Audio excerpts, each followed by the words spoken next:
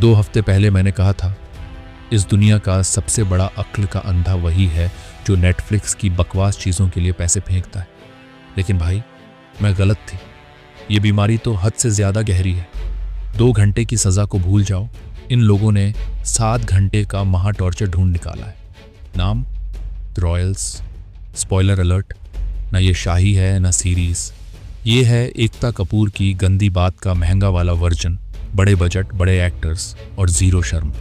नए चेहरे, नए सेट्स, लेकिन हरकतें वहीं पुरानी।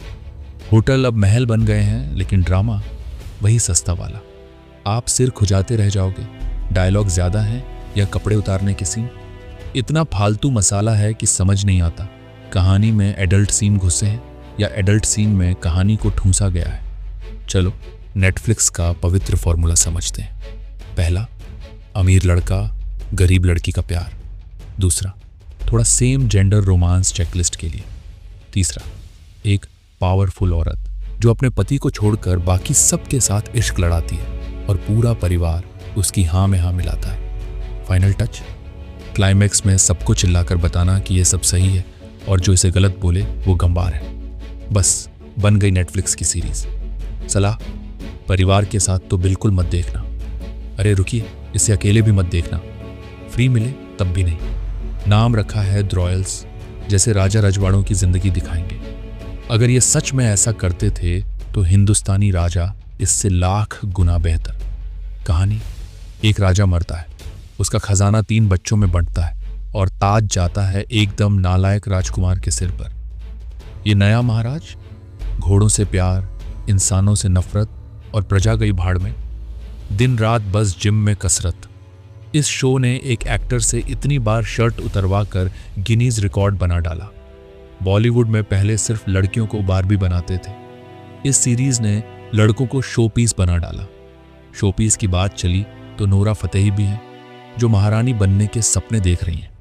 लेकिन ये लव स्टोरी लव ट्रायंगल बन के फंस जाती है जब कहानी का सबसे फालतू कैरेक्टर आता है। कहने को ये किसी बड़ी कंपनी की सीईओ है, लेकिन 8 एपिसोड में इनके मुंह से एक भी काम की बात नहीं निकलती। बोलती कम है और दूसरों को बोलने भी नहीं देती। ये एक्ट्रेस ऊपर से शुरू करके अब धरती में समा रही है। भूमि पेडनेकर, तुम्हारा स्क्रिप्ट चुनने का टैलेंट, इस पर अलग से रिसर्च चाहिए। दुनिया की सबसे फालतू सीरीज चुनना भी तो बड़ा हुनर है। याद है खूबसूरत? वो फिल्म इतनी प्यारी थी कि सोनम कपूर भी मेरिल स्ट्रीप लग रही थी। राजा रजवाड़ों का प्यार, उनकी अजीब जिंदगी और आम लोगों से जोड़कर कहानी को खास बनाया था। द रॉयल्स वही कॉन्सेप्ट लिया, शानदार कास्ट जुटाई और फिर उनसे जानबूझकर ओवर एक्टिंग करवाकर सब बर्बाद कर दिया। सोचो, इन लाइंस को बोलते वक्त सेट पर एक्टर्स का क्या हाल हुआ होगा। मेरे दिमाग में तो छेद हो गया इसे देखकर। ये शो है रोमांस, मसालेदार सीन, फैशन शो और सेम जेंडर प्यार की खिचड़ी, जिसे 8 एपिसोड तक खींचा गया है। स्टाइल के लिए इंग्लिश म्यूजिक डाला, कुछ विदेशी एक्टर्स लाए, आखिरी में थोड़े सेलिब्रिटी भी घुसेड़े। लेकिन ये सब मिलकर भी इस टाइटैनिक को नहीं बचा सकते। रेटिंग 5 में से 1 स्टार, वो भी सिर्फ उस बेचारे के लिए जो इस बकवास में भी एक्टिंग की कोशिश कर रहा है।